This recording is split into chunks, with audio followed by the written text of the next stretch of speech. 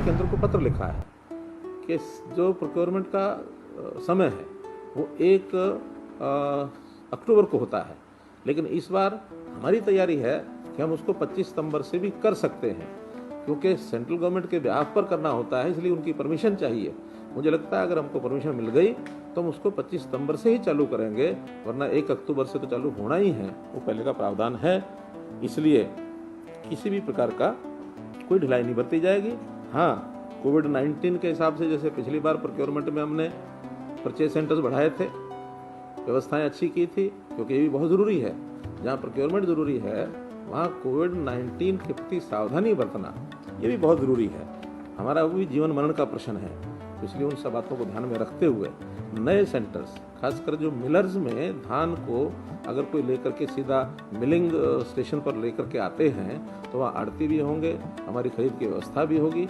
लगभग 150 से 200 इस बार जो मिलिंग स्टेशन या मिल्स हैं, ऐसे मिलर्स के जो प्रेमिसेस हैं वहाँ पर भी ये खरीद की जाएगी, ताकि सोशल डिस्टेंसिंग का इसका उसका ध्यान थोड़ा रखा जा सके और उसको हम डिस्ट्रीब्यूट कर। कुछ इसमें हमारे आड़ती भाइयों के भी कुछ विषय हैं, उन विषयों पर भी मैं ज़रूर एक चर्चा करना चाहूँगा कि उनकी कुछ, हालांकि कोई नए विषय पहली बार है ऐसा नहीं है, ये हर साल पिछले साल के कुछ पेंडिंग इश्यूज वो चलते हैं।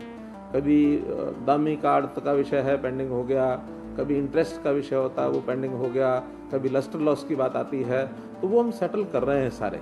उसमें किसी प्रकार की कोई कठिनाई वो आड़ती को नहीं आने देंगे। हमने जहाँ तक इनकी जो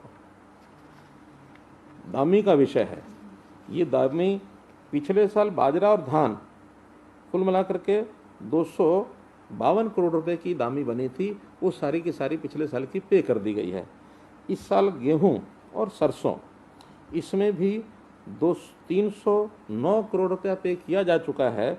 56 करोड़ रुपया भी बाकी है, वो क्योंकि हिसाब किताब करने होते हैं, कुछ इंटरेस्ट के भी हिसाब होते हैं, ताकि किसान को जो पेमेंट इन्होंने लेट दिया है, क्योंकि इस बार आड़तियों के माध्यम से किसान को पेमेंट जाना था और 3 दिन के अंदर देना था उन्होंने, तो कई जगह पर हमें ध्यान में आया कि कहीं 15 दिन, कहीं 20 दिन, कहीं 1 महीना किसानों को पेमेंट लेट दी गई है। पहले ये डाटा हमारे पास नहीं होता था, लेकिन इस बार सॉफ्टवेयर में ये डाटा तैयार कर दिया है, एक एक दिन का हिसाब है। तो ऐसा ये जो 46 करोड़ रुपया बचा है, इसमें कुल आड़तियों की तरफ जो ब्याज है, ऐसा अनुमान है 29 करोड़ रुपया, लेकिन जब हिसाब किताब लगेगा तो उसमें ये 10-20 करोड़ रुपए का जो हिसाब होगा वो तुरंत एक एक आड़ती का, एक एक मंडी का साथ साथ क्लियर करते जाएंगे।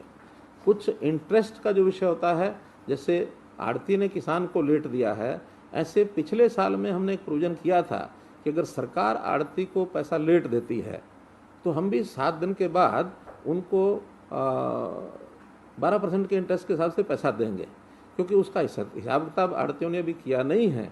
उसका जितना डाटा उपलब्ध हमारे पास होगा आड़ती के पास, सरकार के पास, तो उसको आड़ती के हिसाब से उनका इंटरेस्ट, हमारी कमिटमेंट हम देंगे, क्योंकि उन्होंने डिमांड रखी है कि हमारा वो इंटरेस्ट नहीं दिया गया है, केवल वो अकाउंटिंग पर्पज़ के लिए जितना डिले है हुआ, बाकी उनका हिसाब लगा करके और उसको सबको भी दिया जाएगा। इसमें कहीं कोई कठिनाई नहीं आने दी जाएगी।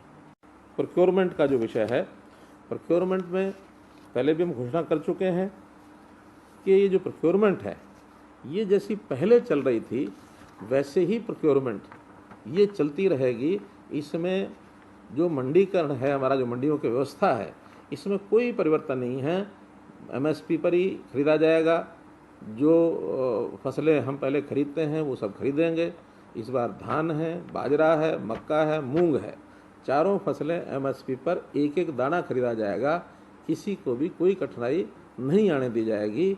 और मैं समझता हूँ कि जैसे पहले मंडियों में सुविधा थी खरीदने की, खरीदार भी खरीदता है, बेचने वाला भी आता है, तो कोई प्राइवेट पहले खरीदता नहीं था। अगर कहीं प्राइवेट खरीदता था कोई, तो एक ही उसके ऊपर बंधन था कि चूँकि मार्केट एरिया एक तय होता था, उस मार्केट एरिया के अंदर सारी फसल मंडी में आएगी। बाहर अगर कोई खरीदेगा, बेचेगा, तो उसके ऊपर भी मंडी के नियम लागू होते थे, यानी मार्केट फीस है, HRDF है, ये सारी चीज़ें उससे ली जाती थी। बिना बताए अगर कोई करता था तो उसके चालान भी होते थे। बहुत बड़ी संख्या में नहीं होते थे, लेकिन कहीं कहीं चालान होते थे। अब वो चीज़ें उनसे मुक्त किया है।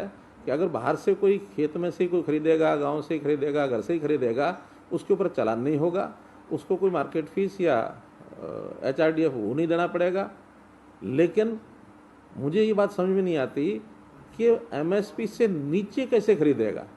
जब एक तरफ मंडी में MSP पर खरीदने की गारंटी है, तो दूसरी तरफ किसान की या किसान नेता जो शंका पैदा कर रहे हैं, क्योंकि वो किसानों की शंका नहीं है, वो इन सो कॉल्ड किसान नेता हैं जो जिनके पीछे राजनीति काम कर रही है, तो राजनीतिक तौर पर उनको भड़का रहे हैं कि बाहर MSP लागू करो। जब MSP हमारे घर में लागू है, बाहर बेचने का कोई उसको विकल्प है नहीं, वो यहाँ के बेचेगा। हाँ, MSP से ऊपर अगर कोई खरीदेगा और बाहर खरीद लेगा तो उसको सुविधा बेचने को भी है, खरीदने को भी है, उसके ऊपर टैक्स भी नहीं लगेगा। तो इसको बिल्कुल समझने की ज़रूरत है कि कहीं इसमें MSP मंडी से बाहर का प्रावधान, क्योंकि केंद्र सरकार भी उसको कर नहीं रही है और करने का उपयोग भी नहीं है, क्योंकि विकल्प MSP का खुला हुआ है। तो इस नाते से एक विषय क्लियर करना है। आज हमने एक सब जगह डिप्टी कमिश्नर्स को एक पत्र लिख दिया है, जिसके अंदर साफ ये लिखा है कि Haryana government is committed to farmers welfare and has assured that the government would continue procurement of crops at the minimum support price MSP through the established mandis of Haryana state agriculture marketing board. बिल्कुल हम committed हैं और ये circular सारा हमने भेज दिया है। इसके अंदर हमारा चाहे फूड एंड सप्लाई डिपार्टमेंट है, चाहे स्टेट एजेंसीज हैं जो सब प्रोक्योरमेंट करती हैं, इसमें सारी प्रिपरेशन जो उनको करने के लिए बता दिया है।